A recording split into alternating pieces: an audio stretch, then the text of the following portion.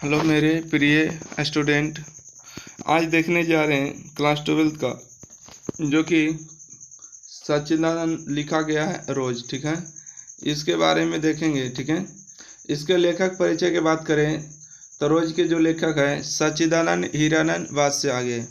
आप लोगों ने 10वां में जो पढ़े होंगे हिरोशिमा, ठीक है, इसके भी लेखक यही था, हिरोशिमा के लेखक। तो चलिए इसका हम परिचय कर लेते हैं, जीवन परिचय। ठीक है, जीवन परिचय नहीं बोलना चाहिए। ठीक है, याद है कि आपको सच्चिदानंद हीरानंद वात्स्य आगे का फोटो है। ठीक है, इसको शॉर्ट में जो है ऐसे भी लिख सकते हैं, शाही वात्स्य आगे। इसका जो आप लोग आगे भी कहिएगा तो समझ आएगा कि सच्चिदानंद हीरानंद वात्स्य आगे, केवल इसका इतना भी नाम लिखा जाता, तो ध्यान रखिएगा। तो ये बात करें कि सच्चिदानंद हीरानंद वात्स्यायन आगे का जो जन्म हुआ 7 मार्च 1911 ईस्वी को हुआ। ठीक है, और इनका निधन हुआ 4 अप्रैल 1987 ईस्वी को। ठीक है, देखिए 4 मार्च 1911 ईस्वी को और 7 मार्च 1911, 4 अप्रैल 1987 को निधन हो गया। इनका जन्म स्थान जो है कसैया कुशीनगर, ठीक है, उत्तर प्रदेश में पड़ता है। इनका मूल निवास था करतारपुर जो कि पंजाब में था। ठीक है, इनका मूल निवास था करतारपुर जो कि पंजाब में पड़ता है। अच्छा, बात करें इनके माता का नाम। ठीक है, इनके माता का नाम था बेअंती देवी और पिता का नाम था डॉक्टर हरिनंद शास्त्री। ठीक है, हीरानंद शास्त्री, पिता का नाम था हीरानंद शास्त्री। तो बात करें शिक्षा के तो प्रारंभिक जो है 4 साल लखनऊ में किया, मतलब कि प्रारंभिक जो है 4 साल जो है लखनऊ में घर पर की और मैट्रिक की परीक्षा 1925 में दिया। ठीक है, पंजाब विश्वविद्यालय से मैट्रिक की परीक्षा 1925 में दिया पंजाब विश्वविद्यालय से, और 1925 और 227 इंटर में दिया मद्रास क्रिश्चियन कॉलेज से। ठीक है, पूछेगा कि बताइए कि मैट्रिक की परीक्षा कब दी, 1925 में पंजाब विश्वविद्यालय से। इंटर की परीक्षा 1927 में दी मद्रास क्रिश्चियन कॉलेज से, और BSc किए। ठीक है, देखिए यही है जो BSc किए, BSc 1929 में Foreman college Lahore MA Lahore से किए। ठीक है, अच्छा, ज्ञान भाषा के बात करें तो सच्चिदानंद हीरानंद वात्स्य आगे जी को संस्कृत, अंग्रेजी, हिंदी, इसके अतिरिक्त फारसी और तमिल आदि भाषा जानते थे। ठीक है, समझिए, संस्कृत, अंग्रेजी, हिंदी, इसके अतिरिक्त फारसी और तमिल भाषा जानते थे। कृतियाँ बात करें तो कहानी संकलन, बचपन में खेलने के लिए इंद्र सभा। ठीक है, इनके देखिए क्या कहानी संकलन है, तो बचपन में खेलने के लिए इंद्र सभा नामक नाटक लिखा, आनंद बंधु, विपत मेरे प्रतिरूप। ठीक है, ध्यान रखिएगा इसको।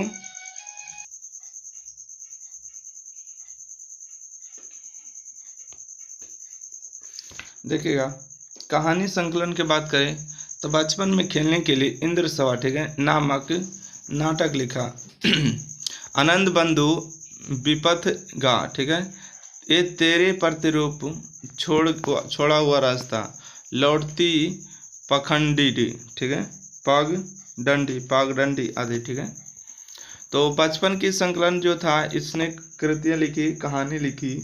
तो बचपन में खेलने के लिए इंद्र सभा नामक नाटक लिखा, आनंद बंधु विपथ गा, ठीक है, विप था गा, ये तेरे प्रतिरूप, छोड़ा हुआ रास्ता, लौटती पागडंडी आदि है। इनको बात करें उपन्यास में, ठीक है, तो कौन कौन उपन्यास लिखे, तो शेखर एक जीवनी है। ठीक है, क्या है, शेखर एक जीवनी, प्रथम भाग 1941 में, द्वितीय भाग 1944 में, नदी के द्वीप 1952 में। ठीक है, और अपने अपने अजनबी, ठीक है, 1961 में, अपने अपने अजनबी 1961 में लिखे। इनके नाटक की बात करें तो उत्तर प्रियदर्शी था। ठीक है, उत्तर प्रियदर्शी 1967 में। कविता संकलन देखिए, भाग्यदूत, चिंता, इस्लामा, ठीक है, हरी घास पर क्षण भर, ठीक है, हरी घास पर क्षण भर, बावर आहेरी, अंगना के पार द्वार, ठीक है, आंगन के पार द्वार, कितनी नाव में कितनी बार, ठीक है, कितनी नावों में कितनी बार, सदा नीरा, ऐसा कोई घर आपने देखा है, ठीक है, ऐसा कोई घर आपने देखा आदि है। आत्रेय साहित्य की बात करें, अरे आयावार रहेगा, ठीक है, याद, अरे आयावार रहेगा याद 1953 में। एक बूंद साहस उछली, ठीक है, 1961 में।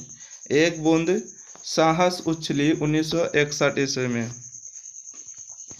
बात करें निबंध के तो त्रिशंकु लिखें, आत्मनेपद लिखें, आंवलावाल लिखें, आध्यात्म लिखें और भवंती, अंतरा, स्रा, शास्त्रीति और समतवार लिखें। संपादित ग्रंथ की बात करें तो तारा सप्तक 1943 में, दूसरा सप्तक 1951 में, तीसरा सप्तक 1951 में, ठीक है, चौथा सप्तक, ठीक है, रूपम 12, नेहरू अभिनंदन ग्रंथ आदि लिखे हैं। तो इनको अब चलते हैं कि आगे जी का क्वेश्चन आंसर देख लीजिए, ठीक है। इसका देखिए जो हम पढ़ाए थे आगे जी वाला कहानी, उसको अच्छे से सुनना है, ठीक है, और नहीं सुनिएगा तो थोड़ा सा आपको कम समझ में भी आ सकता है। तो क्वेश्चन नंबर 1 में कहते हैं कि मालती के घर पर वातावरण आपको कैसा लगा, ठीक है, अपने शब्दों में लिखिए।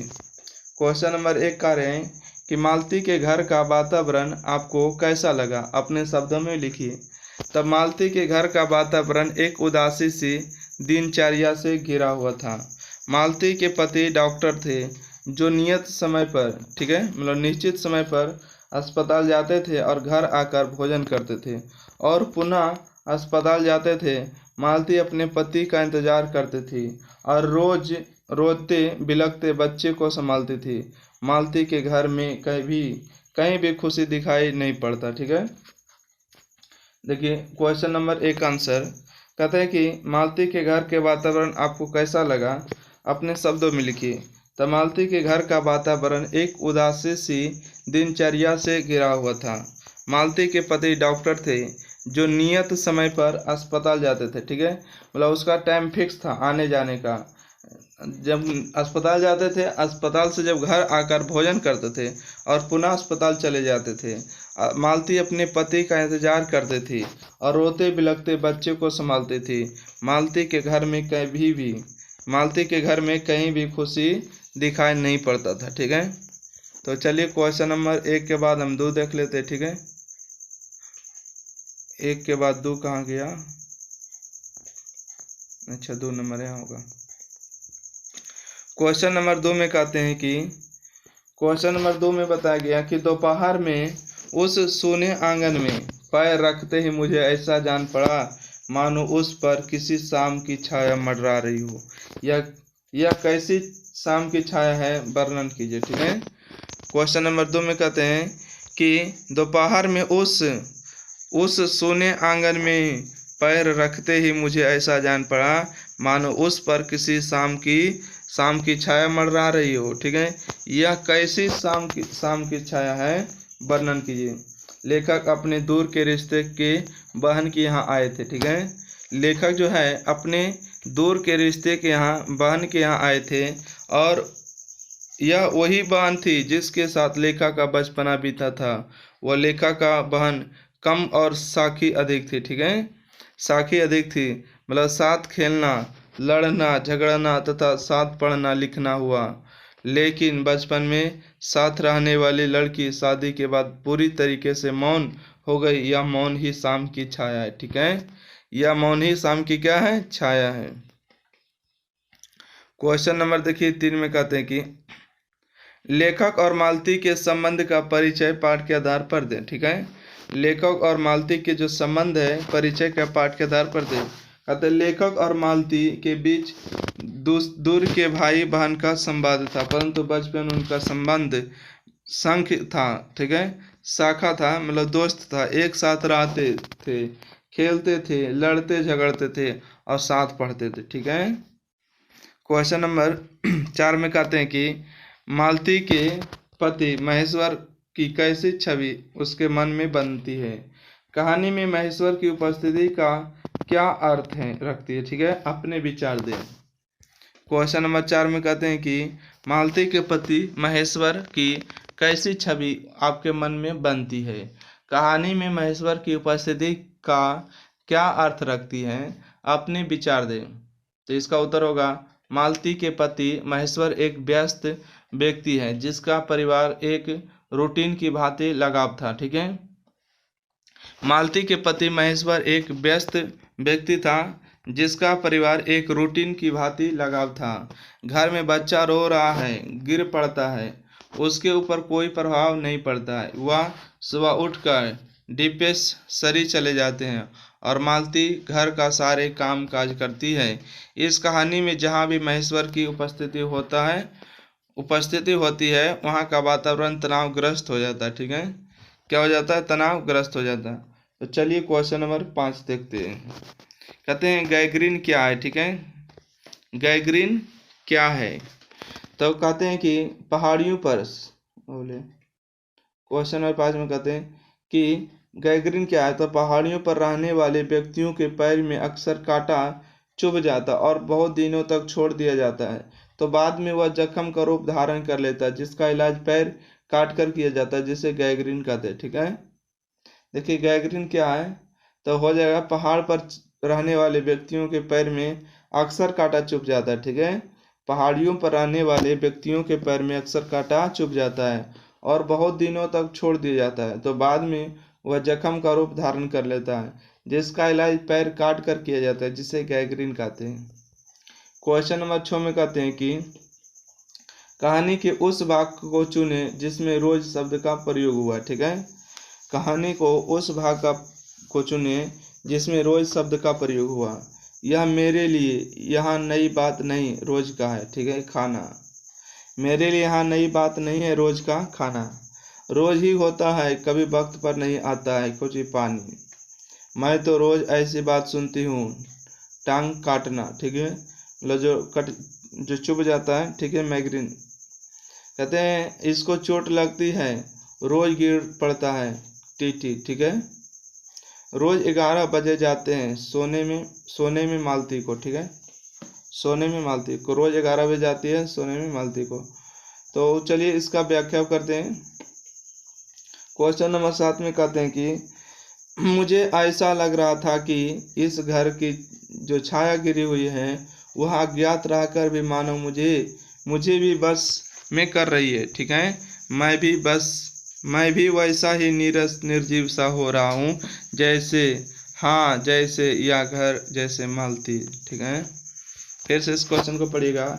मुझे ऐसा लग रहा था कि इस नए घर जो छाया गिरी हुई है वह अज्ञात रहकर भी मानो मुझे भी बस में कर रही है। मैं भी वैसा ही नीरस निर्जीव सा हो रहा हूँ जैसे डॉट या घर जैसे मालती। ठीक है, तो इसको व्याख्या के लिए यहाँ पर देखिएगा। ठीक है, यहाँ पर कहते हैं व्याख्या में कि मालती के घर जब लेखक अतिथि के रूप में आते हैं तो उन्हें लगता है उस घर पर कोई मालती छाया उस पर जो कोई काली छाया मंडरा रही है। लेखक को यह भी अनुभव हो रहा है कि वह भी उसकी जकड़ में आकर बड़ा नीरस और निर्जीव सा हो रहा है, ठीक उसी प्रकार जैसे वह घर जैसे मालती। ठीक है, कहते हैं कि मालती के घर जब लेखक अतिथि के रूप में आते हैं तो उन्हें लगता है कि उस घर पर कोई काली छाया मंडरा रही है। लेखक को यह भी अनुभव हो रहा है कि वह भी उसके जकड़ में आकर बड़ा नीरस और निर्जीव सा हो रहे हैं, ठीक उसी प्रकार जैसे वह घर जैसे मालती है। चलिए व्याख्या नंबर 8 नंबर देखते हैं। ठीक है, 8 बज गए, 4 बज गए, 11 बज गए, कहानी में घंटे इन खिड़कियों के साथ मालती की उपस्थिति, घंटा बजने का मालती से क्या संबंध है। ठीक है, ताकि इससे स्पष्ट होता है कि मालती हर समय घंटा गिनती रहती है क्योंकि उसे समय काटे नहीं कटता। ठीक है, और साथ ही आगे की योजना पर काम भी करना होता है। घंटा बजने पर उसे यह लगता है कि चलो अब इतना समय बीत गया है। ठीक है, अब इतना समय क्या हो गया, बीत गया है।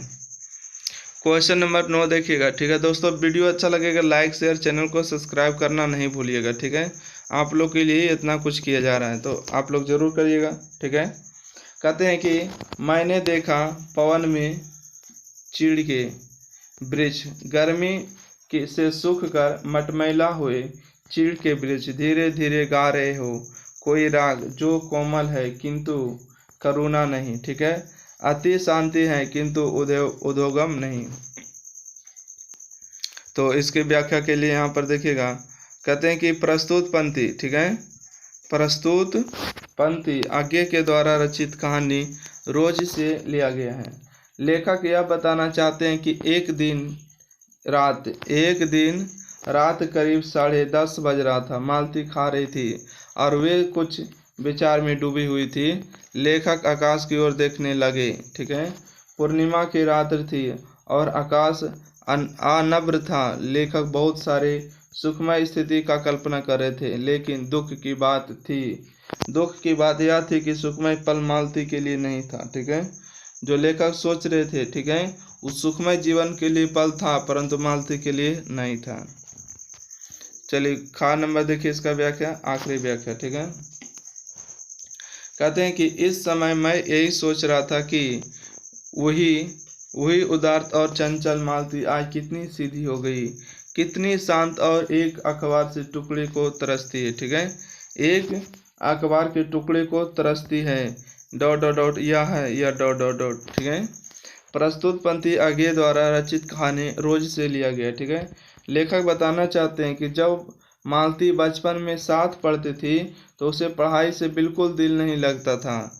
वह पढ़ाई नहीं करने पर पीटी भी जाते थे। ठीक है, जब मालती पढ़ाई नहीं करती थी तो पीटी भी जाती थी, लेकिन आज मालती अखबार के टुकड़ों के लिए भी तरसती है।